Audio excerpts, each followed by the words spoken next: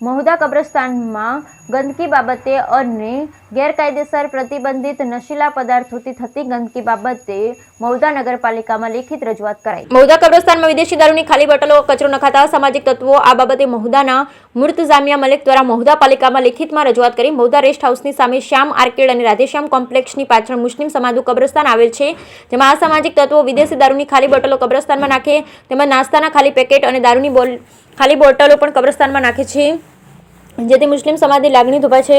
અરજીમાં જણાવ્યું હતું કે સદર કોમ્પ્લેક્સના દુકાનદારો તરફથી કચરો કબ્રસ્તાનમાં નાખવામાં આવે તેના ઢગલા થાય છે, તેમજ કોમ્પ્લેક્સને પણ કારણદર્શક ગણાવે છે તથા કબ્રસ્તાનને અસામાજિક તત્વોનો અડ્ડો ગણાવે છે। માટે પાલિકા અને પોલીસ દ્વારા તાત્કાલિક અસરથી અસામાજિક તત્વો ડામી યોગ્ય કાર્યવાહી કરી કાયદેસરના પગલાં ભરવા વિનંતી કરી।